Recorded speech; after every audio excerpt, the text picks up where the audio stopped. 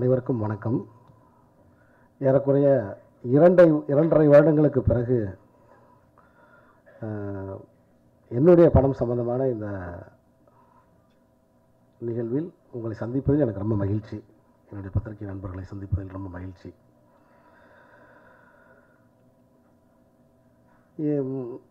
தர்மதுரைக்கு பின்னாடி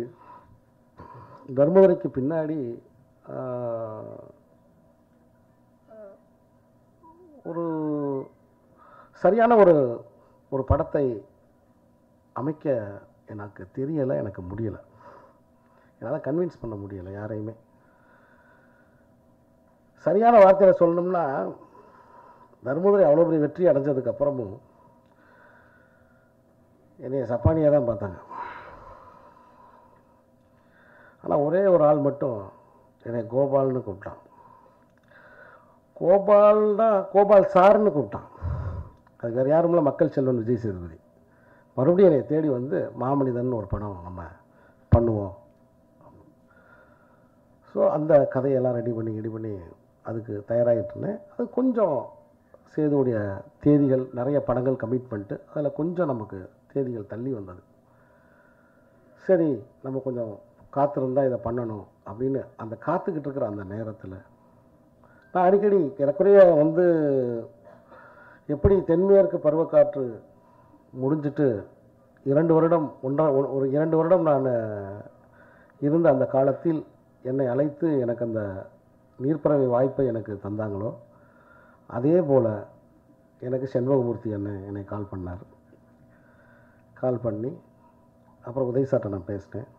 இந்த படம் உருவாவதற்கு அடிப்படையான காரணம் முதலில் வந்து ரெட் ஜெயின் மூவிஸில் இருக்கக்கூடிய செண்பகமூர்த்தி சார். அவரை நான் எப்பொழுதுமே மறக்க மாட்டேன். ஏன்னா அவர் தான் இந்த வாய்ப்பை முதல்ல உருவாக்கினார். 2 பேரையும் உட்கார வச்சு நீங்கள் இந்த படத்தை பற்றி பேசுங்க அப்படின்னு எனக்கு ஒரு சந்தர்ப்பத்தை உருவாக்கினார். ஏன்னா ஒன்று கேட்டார். என்ன கேட்டார்னா, ஒரு லோ கிளாஸ் சாங் வைசின்னாரு. குத்து சாங் வை அப்படின்னு சொல்லி கேட்டார். அண்ணே, படத்தில் இடம் இல்லைண்ணே, எங்கே வைக்கிறதுன்னு தெரியலண்ணே, இல்லை செகண்ட் ஹாஃபில் கண்டிப்பாக வேணும். அண்ணே இல்லைண்ணே, எங்கே வைக்கிறதுன்னு தெரியலண்ணே. எனக்கு அவருக்கு சமாளிக்க முடியலை. அவரோட அன்பு பார்த்தா ஷூட்டிங் ஸ்பாட்டில் வந்து நிற்கிறாரு. நான் போய் இதை வந்து உதவி சார்ட்ட சொல்லி, சார் ஸ்கிரிப்டில் வந்து இந்த இடத்துல வந்து சாங் கேட்குறாங்க சார், அவர் எதிர்பார்க்குறாரு, நான் இதை எப்படி நான் அவர்கிட்ட சொல்லி நான் அதெல்லாம் சொல்ல விரும்பலை. நான் உடனே கோவப்படுறேன். நான் சிரிச்சுக்கிட்டே இருக்கார். நான் ஆரம்பத்தை கூப்பிட்டு அவர் ஊருக்கு போகலையான்னு கேட்குறேன். இல்லை, அவர் ஷூட்டிங் முடிஞ்சு தான் போவாராம், இங்கேயே தான் இருப்பாராம். உடனே ஃபஸ்ட்டு அவர் வந்தார். அதுக்கப்புறம் பார்த்தா குணான்னு ஒருத்தர், அவர் நண்பர், அவர் விநியோகஸ்தர், அவரை அனுப்புகிறார் கிட்ட. பாட்டு டியூன் போட்டுக்கிட்டு இருக்காங்க என்கிட்ட. பாட்டு டியூன் போட்டு, ஏன்னா அந்த கதையெல்லாம் அந்த இடத்துல இல்லை. இருந்தால் நம்ம ஒரு பாடல் அப்படி உருவாக்கி நம்ம அங்கே வச்சிடலாம். ஸோ அந்த இடத்துல இல்லை. ரொம்ப கோவமாக கூட அவர் முன்னாடி வந்து நின்ட்டார். ரொம்ப கோவமாக அவரை பார்த்து, அண்ணே பேரறிஞர் அண்ணா பேசிக்கிட்டு இருக்காருண்ணே, இந்த இடத்துல நம்ம சில்க் சுமிதாவை ஆட விட முடியுமாண்ணே, புரிஞ்சுக்கங்கண்ணே அப்படின்னா. அவர் சிரிச்சுட்டு தள்ளி நின்று பார்த்தாரு. வரும்போது குனிஞ்சு வர்ற, வாய்ப்பு கொடுத்தவொடனே நிமிர்ந்து பார்க்குறியா அப்படின்ட்டு தள்ளி நின்று பார்த்தாரு. அப்புறம் பார்த்தேன், வழியே இல்லை. அவரை பிடிச்சிட்டு சார் அப்படி நான் சொல்லிக்கிறேன் நண்பர்களே, நான் வந்து பெண் கதாபாத்திரங்களை மையமாக கொண்ட ஒரு படத்துக்கு கதாநாயகனாக நடிக்கிறேன் அப்படின்னு சொன்ன அவருடைய உதயநிதி அவர்களின் பெருந்தன்மைக்கு என்னுடைய நன்றியை சொல்லுங்கள். இதனால் இந்த படம் உருவாகவே முடியாது, வாய்ப்பே கிடையாது. மற்ற கதாபாத்திரங்கள் எதுவுமே வெளியில் தெரிஞ்சிடக்கூடாது அப்படிங்கிற ஒரு சூழல் தான் இன்றைக்கி இருக்குது. ஆனால் மற்ற கதாபாத்திரங்கள் நல்ல ஸ்ட்ராங்காக இருக்கிற ஒரு கதையில் நம்மளும் நடிக்கணும் அப்படிங்கிற அந்த பெருந்தன்மை, அது பெண்களை முன்னிறுத்துகிற ஒரு படத்துக்கு அந்த, அதாவது புராணா அப்படி பிடிச்சி விட்டால் பறக்கணும். அழகாக என் கையில் வந்து அப்படி உட்காந்துச்சு. அப்படி பறக்க விட்டேன். படன்னு சிறகை விரித்து பறந்துச்சு. அந்த புறா வேறு யாரும் இல்லை, என்னுடைய நண்பர் உதயநிதி ஸ்டாலின் அவர்கள். அவரோட தொடர்ந்து நான் பேசும்பொழுது ஒரு விஷயத்தை நான் கவனிச்சுக்கிட்டே வந்தேன். ரொம்ப இயல்பில் யதார்த்தமான ஒரு நடிகர் அவர்.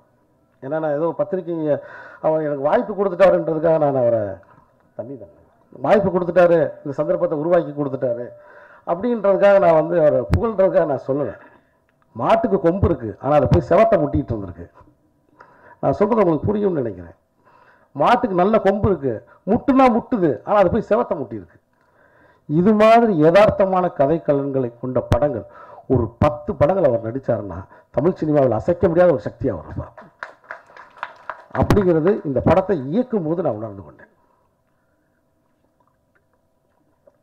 அவ்வளவு இயல்பான, ஏன்னா நடிப்புங்கிறதே ரியாக்ஷன் தான், அந்த புரிந்து அந்த சூழலுக்கான வினை தானே. அவ்வளோ அழகாக அந்த உடம்புலையும் கிளிசரின் போடாமல் அழுகிற ஒரு நடிகர். எல்லோரும் கிளிசரின் போட்டு தான் அழுகிறாங்க. கிளிசரின் போடுங்க. நான் அவ்வளோ விஷயங்கள் அவர்கிட்ட மனந்திறந்து பேசுவேன். ரொம்ப ஒரு ஜனநாயக பூர்வமானவர். பாருங்கள், படப்பிடிப்பு தளத்தில் நான் வந்து மக்கள் திலகம் எம்ஜிஆர் அவர்களை பற்றி, அவருடைய வள்ளல் தன்மையை பற்றி அவர்கிட்ட பேசிக்கிட்டு இருப்பேன். அவர் கேட்டே இருப்பார். கேட்டே வந்துட்டு, ஆமாங்க, ஆமாம் சார், அவர் இறந்தப்ப எங்கள் வீட்டில் இருக்கிறவங்களாம் அழுதாங்க அப்படின்னு என்கிட்ட சொன்னார். இப்படி இதுதான் எனக்கும் அவருக்குமான அந்த உறவு. எனக்கும் அவருக்கு எதுனாலும் அவர்கிட்ட நான் பகிர்ந்துக்குருவேன்.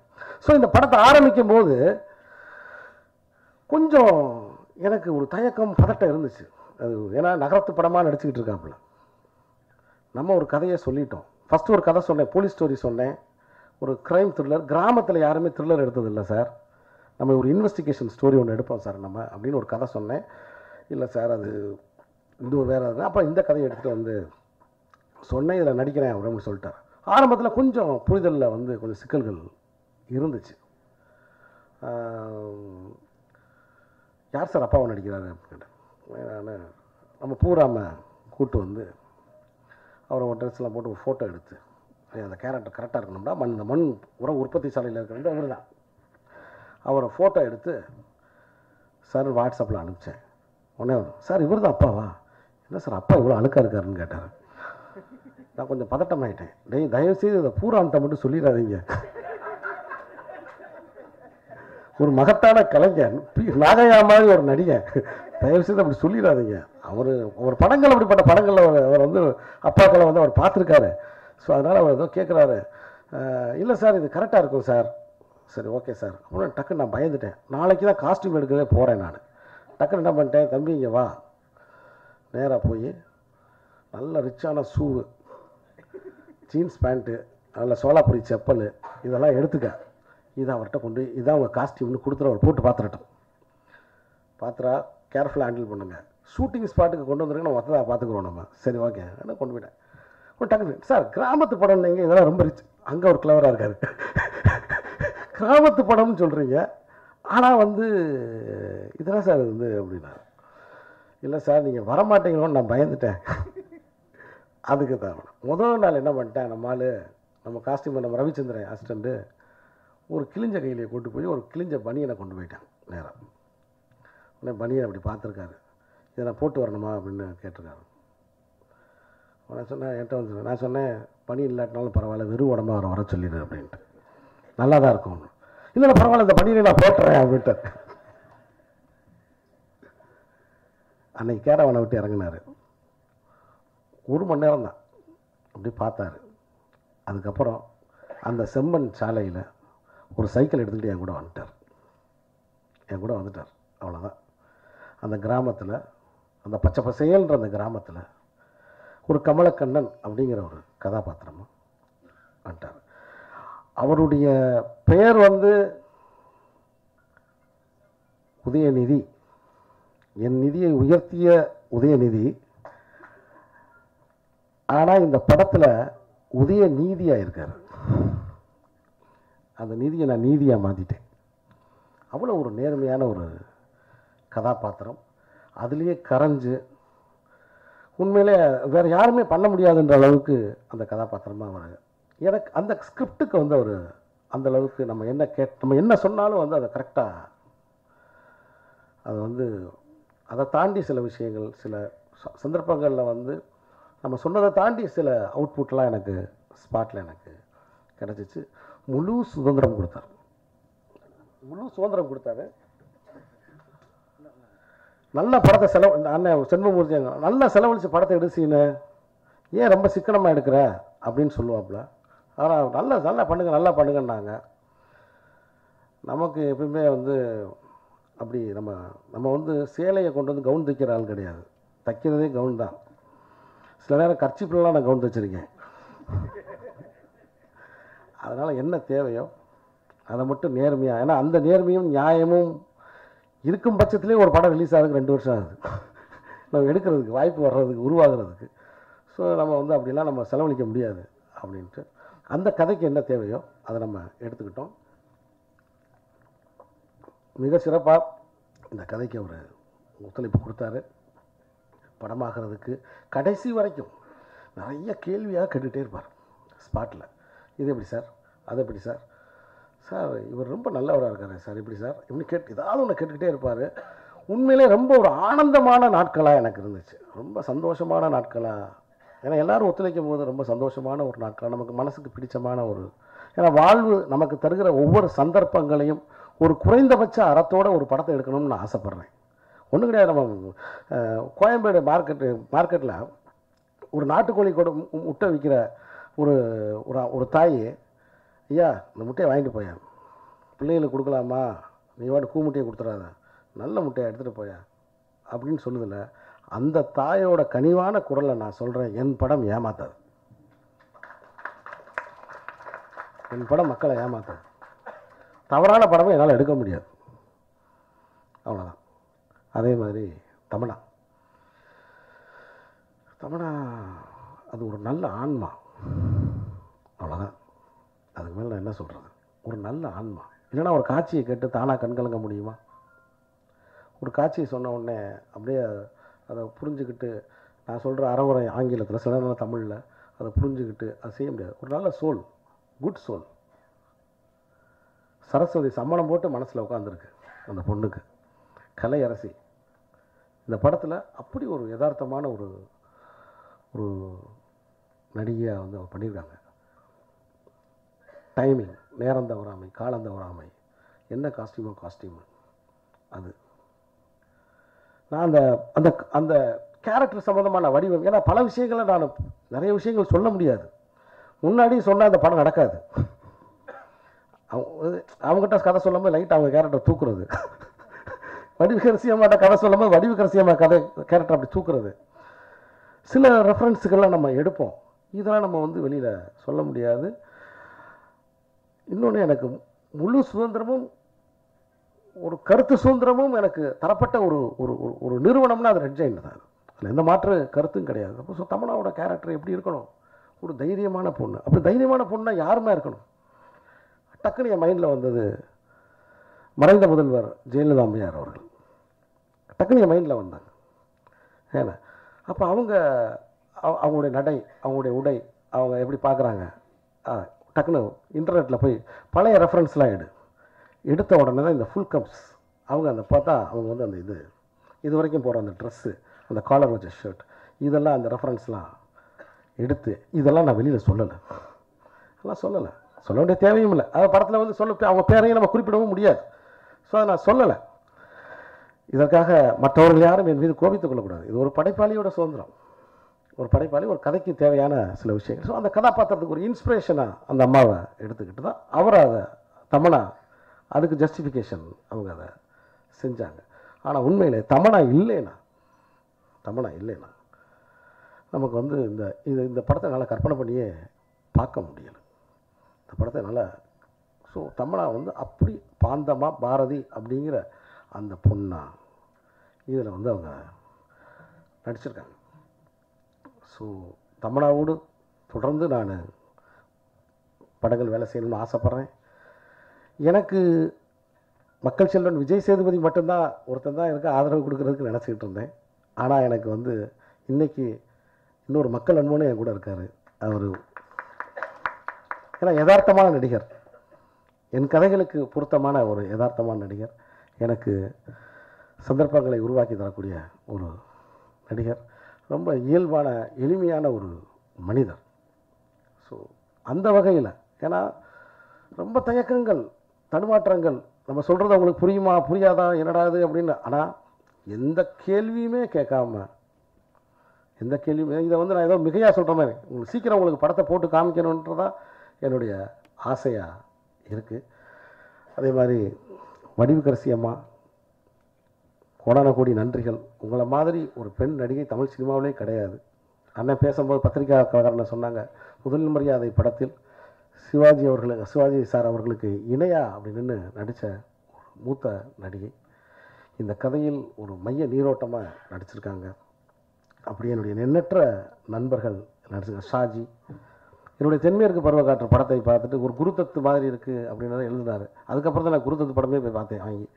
ஸோ அப்படி ஷாஜி, காசி விஸ்வநாதன் எடிட்டர், அற்புதமான எடிட்டர் இந்த படத்துக்கு.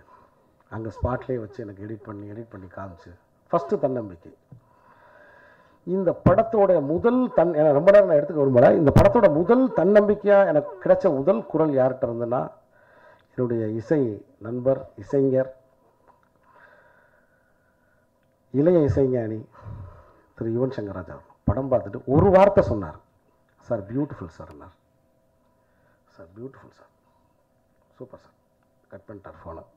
அதுக்கு மேலே அவர் பேசவே இல்லை. எனக்கு ரொம்ப சந்தோஷமாயிருச்சு எனக்கு. ஸோ அவருடைய இசை பங்களிப்பு அப்படிங்கிறது இந்த படத்துக்கு. எனக்கு மாண்டேஜஸ், சாங் மாண்டேஜஸ்னால நம்ம முன்னாடியே சில விஷயங்கள் எடுக்கிறோம், சில ஷார்ட்ஸ்லாம் எக்ஸ்ட்ரா எடுத்து வச்சுக்கிறோம். பட் இந்த படத்துக்கு வந்து பார்த்துட்டு ஒரு சாங்கையும் ரீ ரெக்கார்டிங் பேஸில் போட்டு கொடுத்துருக்காரு அது. ஸோ உண்மையிலே இது 3வது படம் இல்லை, இன்னும் 30 படம் நான் எடுத்தாலும் நீங்கள் தான் எனக்கு மியூசிக் டைரக்டர்.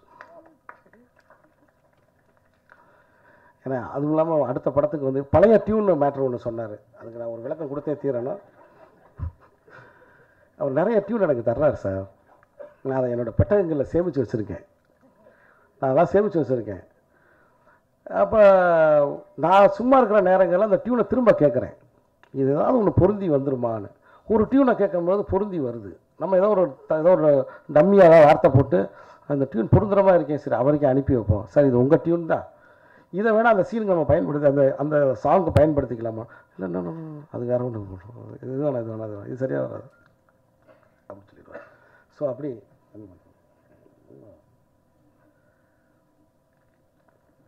அப்படி ஒரு எனக்கு கிடைச்ச ஒரு ரொம்ப உணர்ச்சிகளை கடத்தக்கூடிய அந்த ஒரு இசையாக வந்து எனக்கு மாமனிதன் படப்பிடிப்பு இப்போ தான் முடிச்சுட்டு வந்திருக்கேன். அந்த படத்துக்கு எனக்கு வந்து இசைஞானி அவர்களும் அவங்க 2 பேரும் சேர்ந்து மியூசிக் பண்ண போகிறாங்க அந்த படத்துக்கு. அவ்வளோ ஒரு நெகிழ்ச்சியாக எனக்கு இருக்குது, அவங்களோட அசோசியேட்டாக இருக்குது. இந்த 3 படங்கள் என் கூட அவர் வேலை செஞ்சு எனக்கு ஒரு பட வாய்ப்பு கொடுத்துருக்காரு அவர். அவருக்கு என்னோடய நன்றிகளை நான் தெரியப்படுத்துகிறேன். நான் நிறைய பேருக்கு நன்றி சொல்லணும். ஏன்னா வசுந்தரா என்னுடைய முதல் படத்துடைய கதாநாயகி. அந்த படத்தில் முதலில் விமானத்தில் வந்த பெண் அது அவங்க தான். தென்மேற்கு பருவக்காற்று படம் எடுக்கும்போது அதில் விமானத்தில் வந்த முதல் நாள் வசுந்தராவுக்கு தான் நாங்கள் கார் ஏர்போர்ட்டுக்கு அனுப்பிச்சோம். மற்ற எல்லாருமே பஸ்ஸில் தான் போனோம். ஸோ அதிலிருந்தே எனக்கு அவங்க மேலே நல்லா வரணும், நல்லா இருக்கணும். இந்த படத்துக்கு அப்புறம் அவங்க நல்ல ஒரு ஸ்ட்ராங்கான ஒரு உதய்சாருக்கு வந்து ஒரு பெண் தோழியாக வந்து அவங்க நடிச்சிருக்காங்க. ரொம்ப இந்த படம் பார்த்தீங்கன்னா உங்களுக்கு தெரியும், ரொம்ப ஸ்ட்ராங்கான ஒரு கேரக்டர். அதுமாதிரி சரவண சக்தி, தென்னரசு, ஆர்ட் டைரக்டர் தென்னரசு. சரவண சக்தி நல்ல காமெடி இந்த படத்தில், ரொம்ப நல்லா தோழ ஃப்ரெண்டு. அதனால தான் நம்ம ஃப்ரெண்டாக இருக்கானே, சரி வான்னு முன்னாடியே படத்தை பாடுறா சும்மா பாடுறான்னு காமிக்கிறது ரொம்ப தப்பாக போச்சு.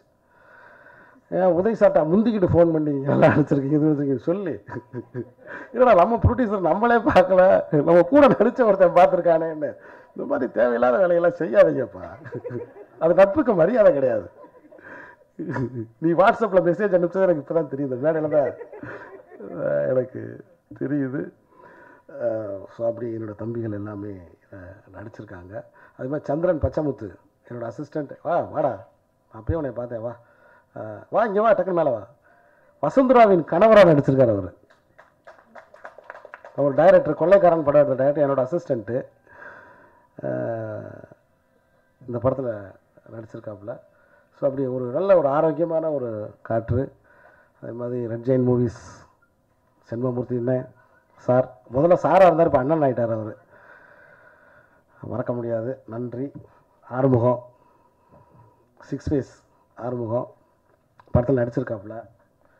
அதே மாதிரி ராஜா, அப்படி நிறைய இந்த படம் ஃபஸ்ட்டு அப்படி உருவாக்குறதுக்கு காரணமாக தயானந்தன், இயக்குனர் தயானந்தன் என்னை கூப்பிட்டு போய் ஃபஸ்ட்டு அவன் தான் பேச்சுவார்த்தைக்கே வருவான். காலையில் வாக்கிங் போக முன்னாடி வந்து நிற்பான், டக்குன்னு சார் கூப்பிட்றாங்க.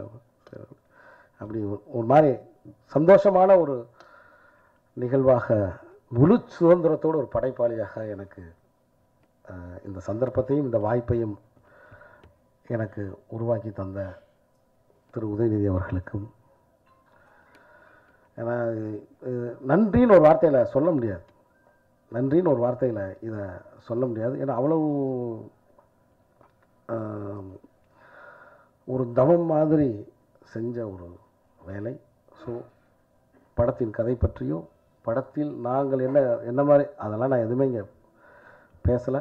நன்றி தான் நான் சொல்லியிருக்கேன் எல்லாருக்கும், என்னோட பணியாற்றிய எல்லாருக்கும் நான் நன்றி தான் சொல்லியிருக்கேன். ஸோ படத்தை பற்றிய கணிப்பு அது பத்திரிகை நண்பர்களாகிய நீங்கள் தான் அதை தரணும். நீங்கள் கசையடி கொடுத்தாலும் நான் அதை வாங்கிக்கிறேன், ஏன்னா மாலையாக போட்டாலும் அதை நான் வாங்கிக்கிறேன். ஸோ எல்லாத்தையுமே உங்கள் முடிவுக்கே நான் விட்டுறேன். இவ்வளோ நேரம் பொறுமையோடு இந்த உரையை கேட்டவங்களுக்கு என்னுடைய நன்றியை தெரிவிச்சுக்கிறேன். ஜலந்தர் வாசன், ஜலந்தர் ஒரு ஷார்ட் ஃபிலிம் பார்த்தேன் நான், நரேஷ் எடுத்த, என்னோடய அசிஸ்டன்ட் நரேஷ் எடுத்த ஒரு ஷார்ட் ஃபிலிம் பார்த்தேன். நல்லா இருந்துச்சு, எங்கள் சாரோட ஒர்க்கு மாதிரி இருந்துச்சு, பாலுமகேந்திரா சாரோட ஒர்க்கு மாதிரி இருந்துச்சு. அதை பார்த்த உடனே வா ஷார்ட் ஃபிலிம் பண்ண இல்லை, நானே ஷார்ட் ஃபிலிம் தான் எடுக்கிறேன் வா அப்படின்னு கூப்பிட்டு போயிட்டேன். ஸோ ப்ரில்லியண்ட்டான ஒரு கேமராமேன், ஒரு வளமான எதிர்காலம் அவனுக்கு உண்டு இந்த படத்துக்கு அப்புறம். ஸோ அப்படி நிறைய கலைஞர்கள், சிறிய வளர்ந்து வர வேண்டும்ன்ற தவிப்போடு இருக்கிற நடிகர்கள் நிறைய இந்த படத்தில் பங்கு பெற்றிருக்காங்க. ஸோ அவங்க எல்லாருக்கும் என்னோடய நன்றியை தெரிவிச்சுக்கிறேன். அதே மாதிரி ஒய்எம்சிஏ கிரவுண்டில் என்னை ஒரு அதிகாலையில் என்னை பார்த்து சீனு ராமசாமி, உதய் சார் நீங்களும் சேர்ந்து எப்போ படம் பண்ண போகிறீங்க அப்படின்னு என்னை முதல்ல கேட்டவர் ராஜா சங்கர் சார். ஸோ அவருக்கு இந்த நேரத்தில் நான் நன்றி தெரிவிச்சுக்கிறேன். அனைவருக்கும் வணக்கம்.